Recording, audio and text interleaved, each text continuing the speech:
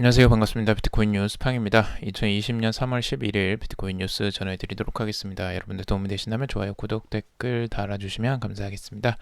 투자에 관련된 정보들은 참고사항일 뿐이고 좋으니 아니니 투자하실 때 여러분들 스스로 꼭 판단하시고 결정하시길 바라겠습니다. 금일 뉴스 브리핑 먼저 해드리도록 하겠습니다. 비트코인의 급락이 항상 있을 때마다 그 상관관계가 굉장히 높은 요인이 있다고 했는데요. 그게 이제 코로나19 논의가 급증할 때마다 이게 발생을 했다라는 겁니다. 그래서 코로나19에 대한 그 관심도 그리고 논의에 대한 증가와 그리고 비트코인의 급락이 어떤 상관관계가 있는지 구체적으로 한번 살펴보도록 하고요. 그리고 미국이 2020년 암호화폐 법안을 제출을 했다라는 소식이 있습니다. 그래서 단독 관할 기관 지정 같은 내용들이 이제 들어가 있다고 하는데 그 내용이 무엇인지 구체적으로도 살펴보도록 하고요. 그리고 미국의 대형 투자 리서치 회사 이 모닝스타에서 첫 이더리움 기반 증권 등급을 평가했다라는 소식이 있습니다. 자, 그리고 오랜 IT 라이벌이 이 오라클과 IBM이 블록체인으로 손을 잡았다라는 소식이 있고요. 그리고 중국의 인민은행 주도 블록체인 프로젝트에 이 56억 원을 추가 투입했다라는 소식이 있습니다. 그리고 비트코인이 안전자산인가 아닌가에 대한 의견이 분분한데 그 내용들도 같이 한번 보도록 하겠습니다. 우선 비트코인 급락과 이 코로나19 관련 논의에 대한 내용 먼저 말씀드릴 건데요. 지금 암호화폐 데이터 분석 업체인 센티먼트에서 이 코로나19 관련 논의가 급증할 때마다 비트코인의 시세가 하락했다라고 분석을 했습니다. 해당 업체는 이제 텔레그램, 레딧, 디스코드 등 이 플랫폼에서 코로나19 관련 논의가 증가할 때마다 비트코인 시세가 하락한 인과관계를 확인했다라고 이야기를 하면서 양자 간 마이너스의 상관관계가 존재하는 것으로 보인다라고 주장을 했습니다. 이 코로나19 바이러스와 지금 이 비트코인의 시세에 대한 차트를 이렇게 이제 가져와 봤는데요.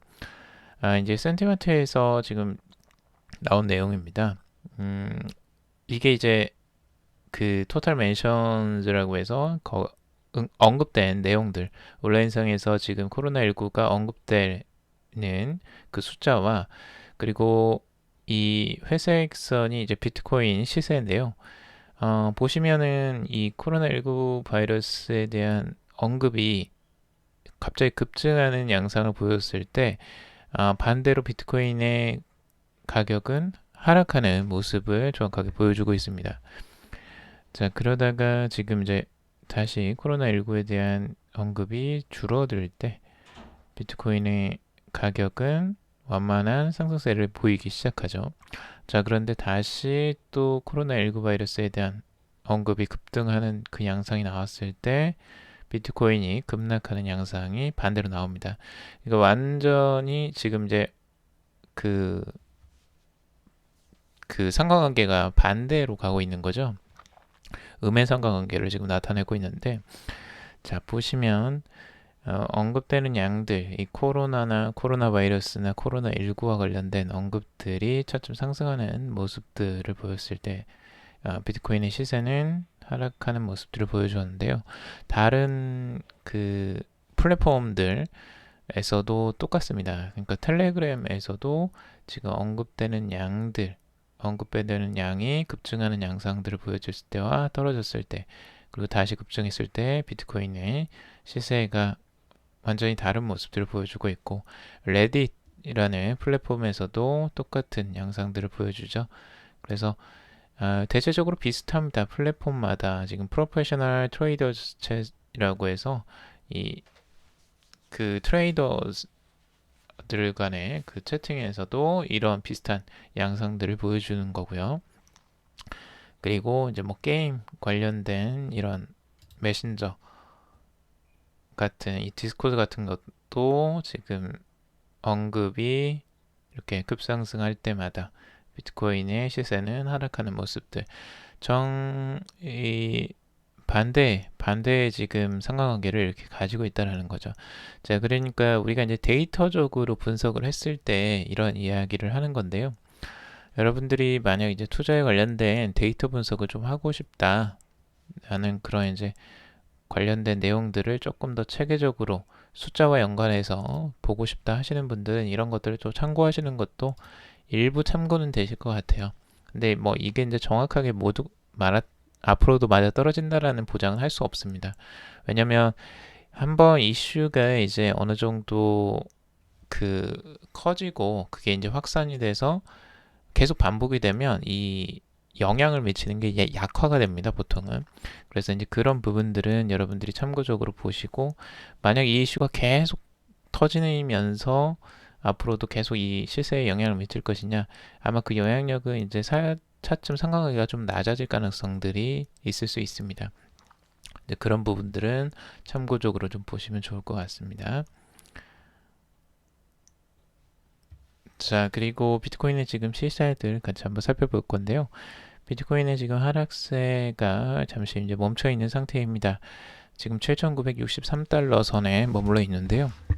가격이 지금 7,800달러 선 정도에서 지금 이제 그 아래쪽에서 살짝 지지를 받는 모습인데 아직까지 크게 반등은 나오진 않고 있습니다. 아직 아래쪽에서 멈춰 있는 잠시 주춤한 상황이고 거래량은 약화가 천천히 되고 있는 상황이라고 할 수 있겠죠. 지금 RSI 상대 강도 지수를 봤을 때 30 언저리에서 지금 머물러 있는데요. 아직 과매도 국면까지는 가지 않았습니다. 일봉상으로서는요. 그래서 많이 지금 하락을 했죠. 전체적으로 상대 강도 지수도 많이 하락을 한 상태이고 이 상태에서 추가적으로 이 지지선을 깨고 추가적으로 내려갈 것인지 아니면 여기서 반등을 내려간 만큼 다시 반등을 좀 해줄지 그 이제 기로에 서 있다라고 할 수가 있는데 우선은 지금 하락세가 워낙 급하게 내려와서 이 이평선을 지금 다 깨고 내려온 모습이 조금 안타까운 모습이라고 할 수 있겠습니다. 자, 그리고 주봉상으로 봤을 때도 지금 50주 이동평균선을 깨고 지금 내려오는 모습이고요. 딱 중간에 지금 멈춰 있습니다. 그래서 7,000 지금 960달러 선. 앞으로 밑에 있는 이제 뭐 7,200-300달러 선에 또 이 100주 이동평균선이 있는데 여기에서 또 지지를 받을 지지선이기도 합니다. 그래서 여기서 지지를 받을지 아니면 이 위쪽에서 그냥 반등이 나올지 이것도 관건일 수 있겠습니다. 자, 그리고 4시간봉으로 봤을 때에는요, 지금 아래쪽에서 지금 두 번 이렇게 이제 지지를 받는 모습을 살짝 나오고 있는데, 아직 강력하게 반등은 나오지 못한 상태입니다. 지금 이 52평선이랑 102평선이 위쪽에 지금 다 머물러 있는데, 이격도가 상당히 있죠. 그래서 보통은 이제 이평선을 다시 한번 테스트를 하고 가는 경우도 있는데, 지금 여기에서 다시 한번 이 52평선과 102평선을 테스트를 할 것인지 한번 살펴봐야 되겠고요. 그리고 RSI는 지금 과매도 국면에서 지금 안쪽으로 다시 들어온 상태입니다. 그래서 40 언저리에서 지금 머물러 있는 모습을 볼 수 있습니다. 자, 엑스카보의 지금 비트코인의 실세 전망 분석인데요. 지금 가격의 지지선을 지금 7,770달러 선을 바라보고 있습니다. 그래서 여기서 지지를 받고 8,239달러 선으로 반등이 나오지 않겠느냐라고 분석을 하고 있는데 그 밑으로는 다시 이제 중요한 또 지지선이 7,186달러 선을 바라보고 있습니다. 이 빨간 선으로 되어 있는 여기에 이제 물량이 많이 실려 있고 지금 강력한 또 지지선이기도 한데 만약 추가적으로 또 하락한다면 여기 지지를 또 테스트할 가능성들도 있겠죠. 엑스카보는 긍정적으로 지금 단기적으로 생각을 하고 있고요.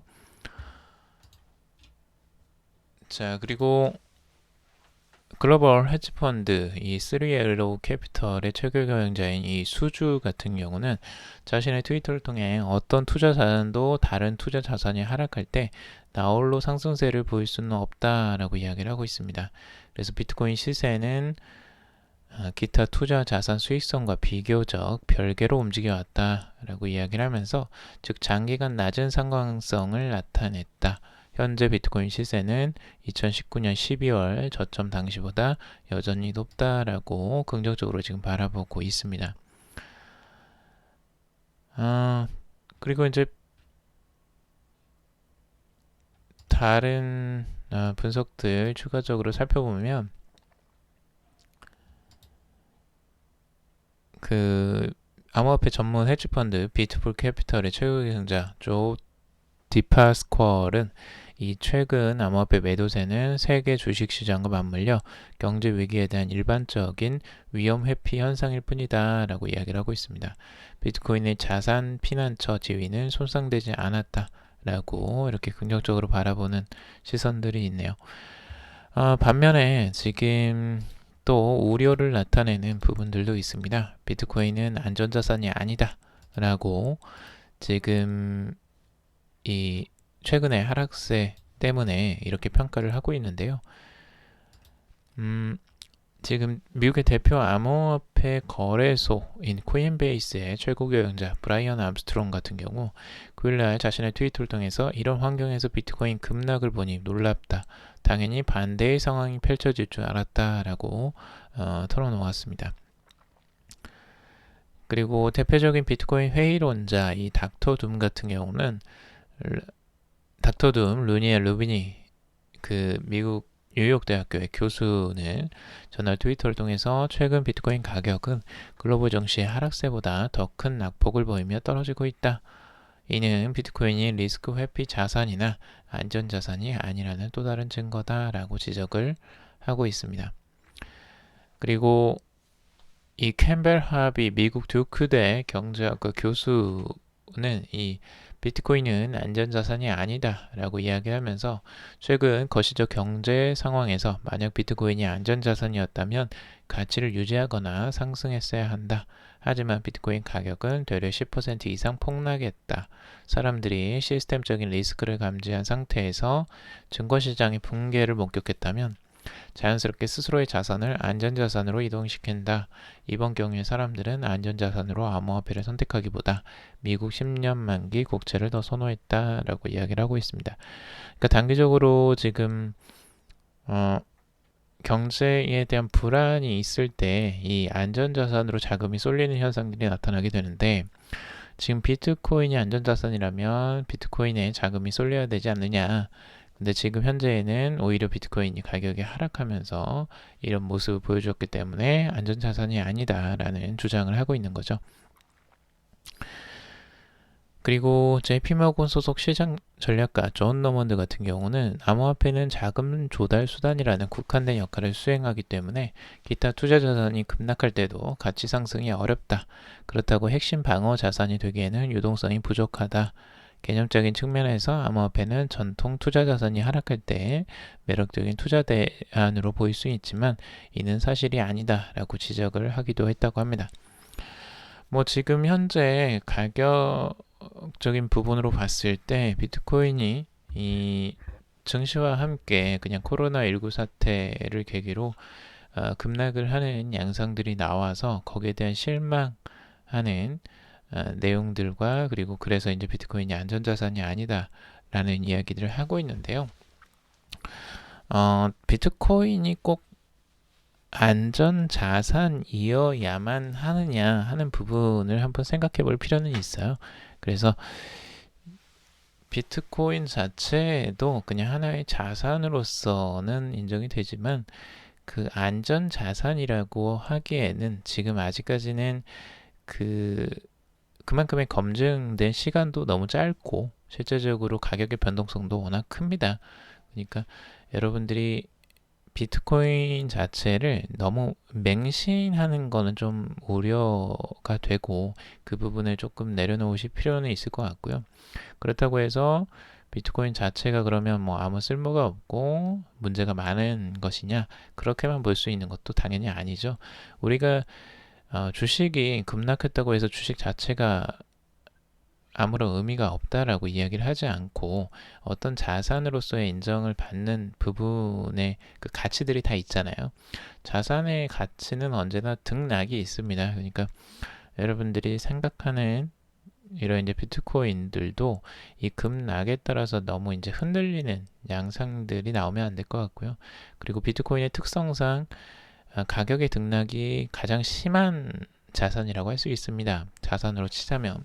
그래서 만약 투자를 한다면 그걸 감수할 수 있는 굉장히 담대한 마음이 있어야지만 실제 비트코인에 투자를 할 수 있다라고 저는 생각이 듭니다. 그래서 그런 부분들을 여러분들이 생각하시고 이걸 비트코인은 안전자산이니까 금처럼 그냥 가져가면 되겠지 이렇게만 생각하시는 건 조금 여러분들이 다시 한번 고려를 해볼 필요가 있다라고 보여집니다. 자, 그리고 미국에서 2020년 암호화폐 법안을 제출했다라고 이야기를 하는데요. 이 단독 관할 기간 지정에 대한 내용들이 또 들어가 있다고 합니다. 지금 이 9일날 이 코인 텔레그래프 보도에 따르면 이 폴 고사 하원 의원은 이 암호화폐를 분류하고 이에 따라 관할 기관을 지정하는 2020년 암호화폐법을 추진하고 있다고 합니다. 이 해당 법안이 암호화폐 자산에 대한 명확성과 합법성을 더할 것이다 라고 말을 하고 있는데 여기에 이제 특별한 점이 있어요. 이 디지털 자산이라는 걸 세 가지로 지금 나눠놨습니다. 그래서 이 크립토 커머더티 그러니까 암호 상품이 있고요. 그리고 암호 화폐가 따로 있고요. 그리고 암호 증권이 있습니다. 이렇게 세 가지 유형을 이제 세 범주로 나누고 관할 기관은 각각 상품선물거래위원회 그리고 재무부 산하 금융범죄 단속기구 그리고 증권거래위원회 이렇게 이제 세 곳으로 관할 기관을 나누자라는 제안인 것 같습니다. 그래서 비트코인과 같은 이제 디지털 자산은 암호 화폐보다는 암호 상품으로 이제 분류를 해서 기존의 입지를 이제 강화를 시켰고요. 암호 화폐는 이 미국 통화나 합성 파생 상품의 표시로 이 테더 같은 스테이블 코인을 또 가리킨다고 합니다. 그리고 이제 암호 증권이라는 부분이 있는데 여기는 이제 블록체인 또는 탈중앙화 암호화 원장상의 모든 이 채권이나 증권 그리고 파생 상품으로 정의를 했습니다. 네, 대체 불가 토큰은 이제 언급을 하지 않았다고 하는데 굉장히 좀 디테일하게 잘 분류를 한 것 같은 느낌이 들긴 합니다. 실제적으로 상품과 화폐와 증권을 따로 이렇게 구분을 해서 이 암호 화폐인지 이게 자산인지 뭔지를 계속 이제 헷갈려 있는데 오히려 그 분류를 이렇게 명확하게 나눠 놓는다면 훨씬 더 법률적으로 좀 해석하기도 좀 더 편리할 것으로 보여지고 그리고 여러 가지 다양한 형태들을 다 두루두루 그 검증을 할 수 있기 때문에 굉장히 좀 좋은 방식이 아닌가라는 생각이 처음에 좀 들었습니다. 그래서 이런 식으로 법률적으로 좀 체계화를 시켜 나간다라고 한다면 앞으로 미국에서도 이 암호화폐에 대한 구체적인 규제와 그리고 합법화에 대해서 좀 더 원활하지 않을까라는 생각이 드네요.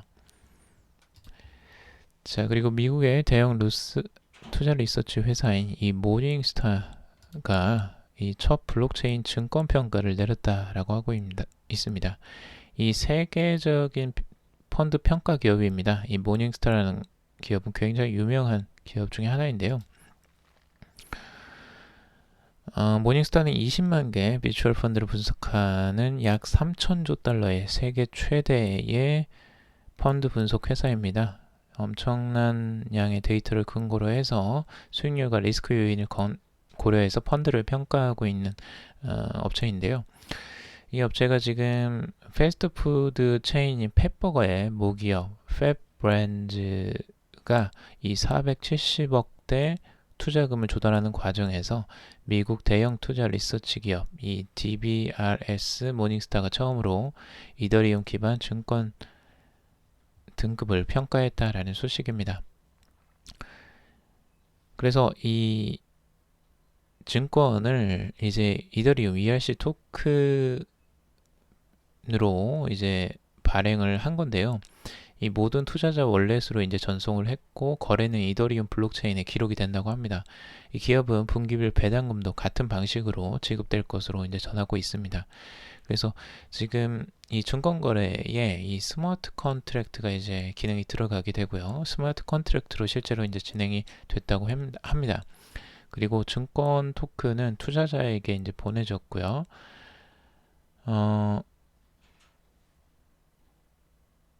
이게 실질적으로 이 증권형 토큰이 이제 실제 사용이 되고 있는 부분이고 이걸 실제 증권 평가 기관에서 또 평가를 하고 있는 부분이라서 굉장히 획기적인 부분이라고도 할 수 있겠고요.